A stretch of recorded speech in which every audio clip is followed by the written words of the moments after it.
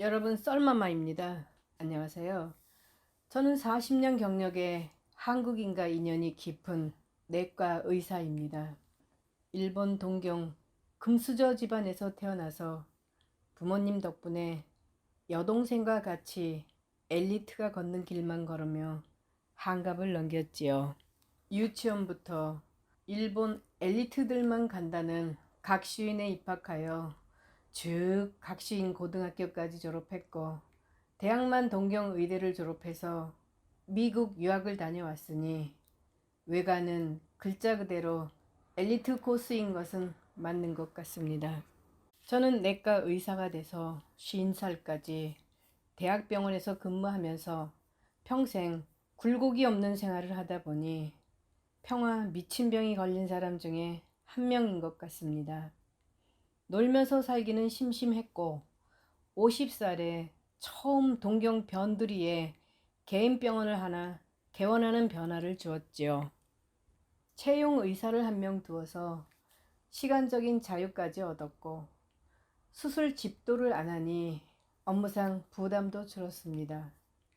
일일이 집으로 퇴근하는 것도 귀찮아서 집사람과 상의하여 병원 옆에 맨션도 하나 사놓고 노느라 바빠 한 달에 한 번 집으로 퇴근할 정도입니다. 주로 병원 진찰 업무가 끝나면 자주 카페에 들려 한 잔씩 하고 퇴근하다가 서울이 고향인 30대 중반의 서울 깍쟁이 예쁜 여성을 만났는데 어느 날부터인가 내 집에 놀러와서 안 돌아가니 그냥 그렇게 동거를 시작했습니다. 이 사실은 집사람에게도 알렸지요. 여보, 나 젊은 여성과 동거에 들어갔으니까 예고 없이 이쪽 집 방문하지 마세요. 그래요? 왜 여성을 집까지 들였어요? 글쎄, 페트 중 개와 고양이는 내가 케어를 해줘야 하는데 사람이다 보니 내가 케어를 다 받게 되는 일도 있어서죠. 그건 참 잘 됐네요. 아무래도 페트로는 개나 고양이보다는 사람이 더 낫지요.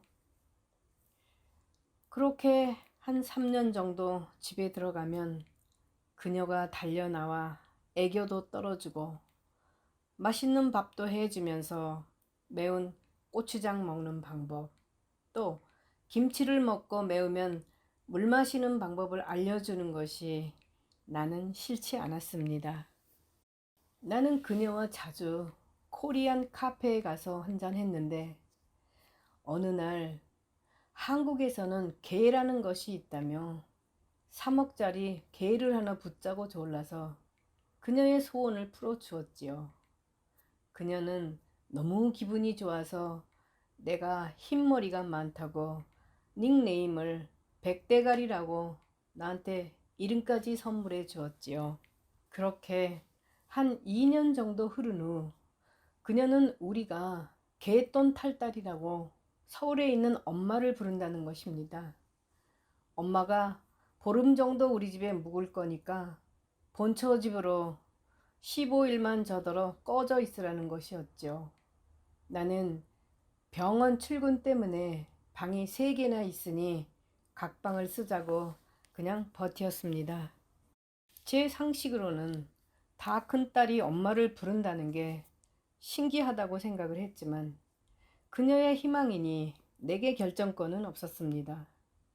껌처럼 집안에 붙어있게 해준 것만으로도 감지덕지였죠. 하여간 그녀의 엄마가 우리 맨션에 왔을 때 나는 왜 웃는지는 잘 몰랐지만 백대가리라고 자기소개를 했습니다. 그녀는 엄마랑 밤새도록 떠드는데 싸우는 줄 알고 걱정이 되어 가보면 킬킬 웃고 있는 것이었죠.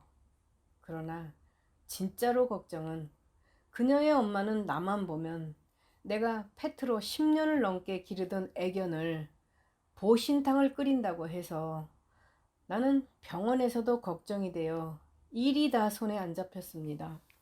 자꾸 맛있게 생겼다고 만지는데 나는 그녀 몰래 애견을 안고 병원으로 출근하여 겨우 본가 집사람한테 무사히 보내고 한숨 놓았습니다.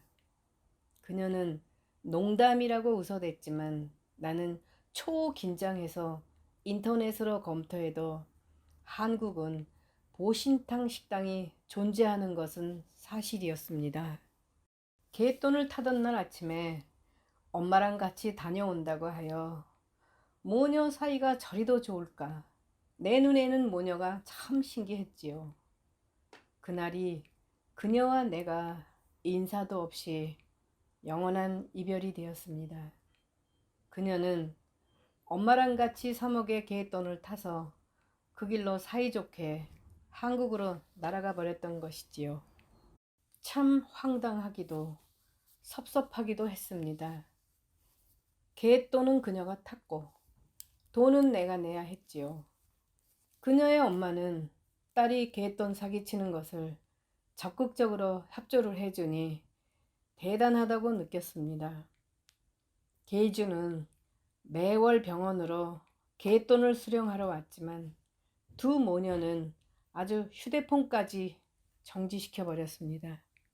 나는 개주에게 마지막 개돈을 주던 날 그녀의 주소를 받았고 서울로 시간을 내서 말없이 떠난 그녀를 찾으러 내가 한국말을 한마디도 못하니 병원에서 손님으로 알게 된 제일 한국인과 같이 동행을 했습니다. 서울에서 겨우 찾은 그녀는 이미 부산으로 이사를 했고 나는 다시 부산으로 내려갔지요. 오전에 일찍 부산에 그녀가 산다는 맨션 근처에서 제일교포 동행자와 같이 지켜보는데 그녀는 남편처럼 보이는 남성과 흰색 페어로 옷을 입고 외출 중이었습니다. 나는 흥분해서 바로 그녀 쪽으로 몸을 움직이려는데 교포 동행자가 잡아당기는 바람에 끌려서 커피숍으로 일단 진정하러 왔습니다. 커피숍에 앉자마자 교포 동행자는 센세이, 그 여자 앞에 왜 나타나려고? 그리워서. 사실은 보고 싶으니까. 야, 이 미친 새끼야. 생각 좀 해봐라. 너 병신 아니냐? 그 여자 결혼했잖아. 뭐? 내가 병신? 아, 5분쯤 침묵이 흘렀지요. 내가 태어나서 한 번도 들어보지 못한 이 기막힌 낯선 소리. 미친 새끼? 병신? 말문이 확 막혔습니다. 그리고 눈물이 흐르려고 했지요. 내가 지금 무슨 벼락을 맞은 건가? 야, 이 개자식아, 저 여자가 네 패트라며. 네가 사랑한 적이 있는 여자도 아니고 패트라며. 모처럼 찾은 행복 쑤시지 말고 그냥 내버려 둬라, 이 미친놈아. 내가 존경받는 의사인데 모두가 나한테 선생님을 붙여 호칭하는데 내 아버지, 어머니한테도 이런 기가 막힌 소리를 들어본 적이 없는데 나는 울어야 하나? 웃어야 하나? 눈에서는 눈물이 흐르고 입은 웃고 있고 버벅대다가 겨우 입을 벌려서 지금 너가 나한테 욕한 거야? 나 의사인데. 그래, 이 자식아. 내 놈이 의사인 거하고 나하고 뭔 관계가 있어? 내가 너 같은 거한테 욕 안 하면 누구한테 욕하냐? 나는 열이 올라서 얼굴이 홍당무처럼 빨개졌습니다.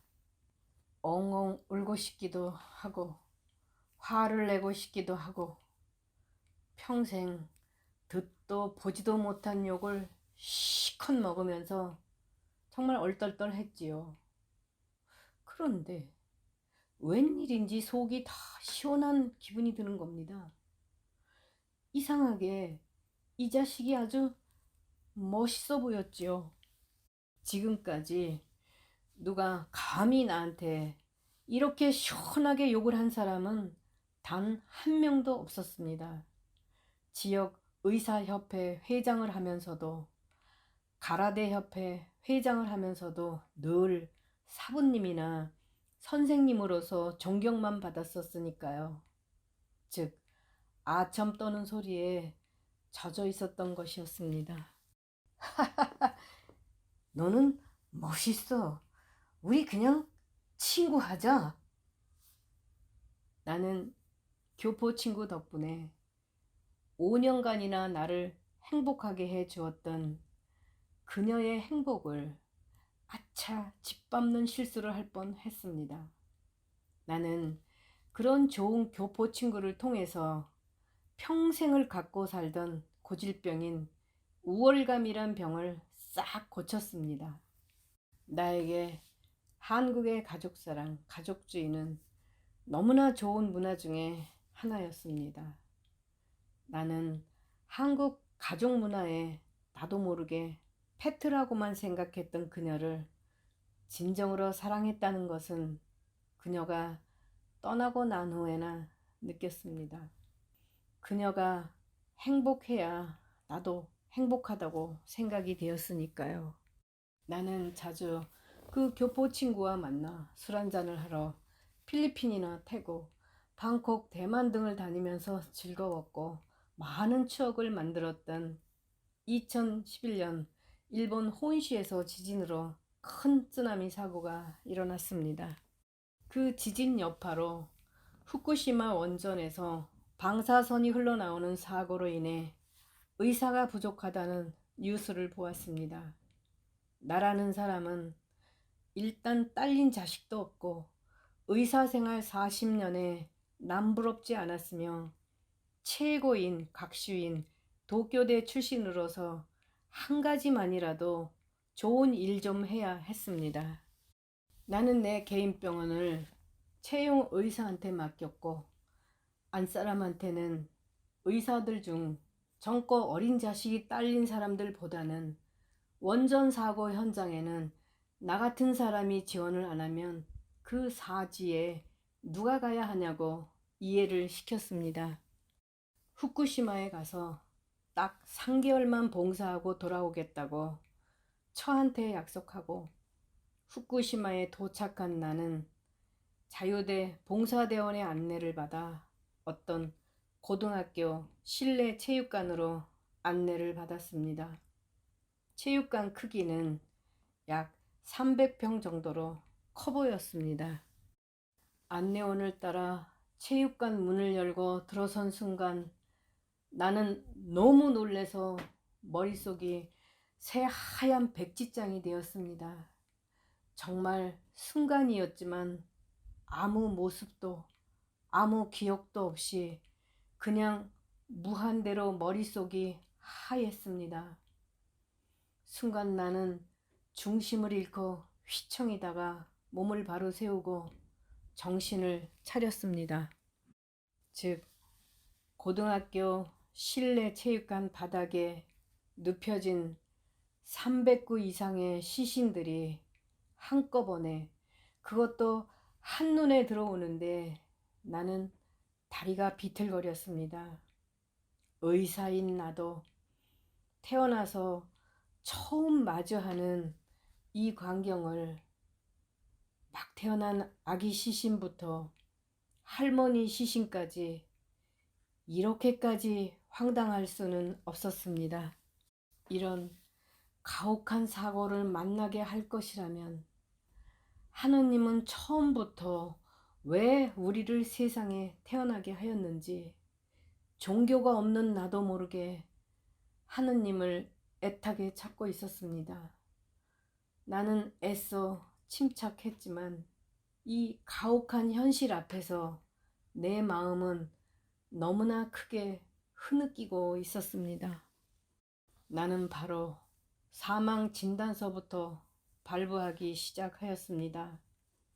너무 가슴 아프고 믿기지도 않지만 하루에 200장이 넘는 사망 진단서를 매일 작성해 나갔습니다. 단 한 명이라도 살 희망이 0.1%만 있어도 살려보려고 최선을 다하고 노력하면서 참여한 동료들과 사투를 벌였습니다. 그러던 어느 날인가 헤어질 때 처와 3개월을 약속하였던 기간이 다 되었나라는 느낌이 들어 내가 여기 온 지 얼마나 되었느냐고 묻자 벌써 1년이 지났다는 것을 확인하고 지각이 생겼습니다. 그러나 나는 사람이 부족해서 애쓰는 동료들과 환자들을 그대로 놔두고 돌아올 용기는 없었습니다. 그 후로도 1년을 더 보내고 나서 현장도 조금 안정되었고 내 개인 병원이 채용 의사만 있다 보니 이제 경영도 어려워져서 돌아왔습니다. 돌아와서 바로 술이 한잔 하고 싶은데 몰려드는 매스컴을 피해서 한국 의정부까지 가서 술친구를 불러내 꿀맛 같은 술 한잔을 했습니다. 2년 만에 마시는 이 술. 살아있어 행복했고 친구 불러 한잔하니 더 행복한데 당신은 이 참 행복의 맛을 아십니까?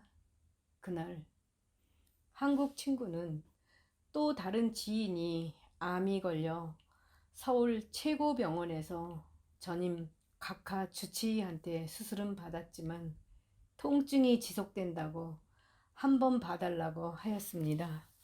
마침 나는 한 달 후 인터컨티넨탈 호텔에서 학술 대회가 있는데 지금까지 수술 기록을 메일로 주면 돌아가서 분석해서 가지고 오겠다고 약속하고 돌아갔다가 한 달 후 학술 대회 날 분석 결과를 노트북에 담아가지고 다시 서울에 왔습니다.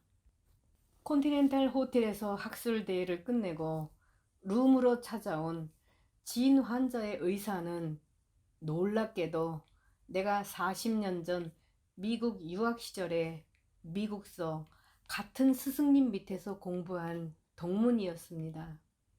서로 공부 끝나고 각자 자기 나라로 돌아갔지만 너무 반가웠고 세상 좁다고 생각했습니다.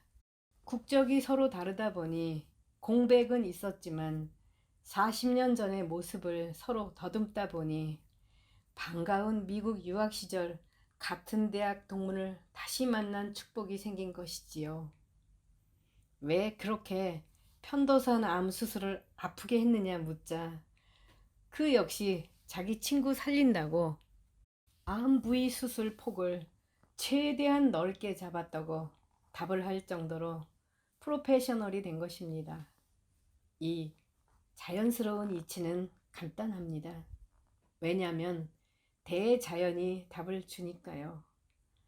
바다를 나가 보세요. 크기가 같은 곱디 고운 모래가 전부 모래사장에 모여 있지요.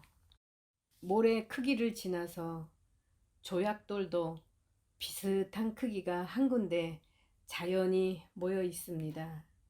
세파 속에 돌고 돌아서 몽실몽실 몽실돌이 되어서 크기도 비슷한 것끼리끼리 모이는 것은 자연의 이치입니다. 내 미국 동문과 나도 세파 속에 돌고 돌다가 끼리끼리 각 자기 나라의 정상에 앉았고 또 끼리끼리 한 군데 모여진 것이겠지요. 이것이 우주의 법칙 아닌가요? 감사합니다.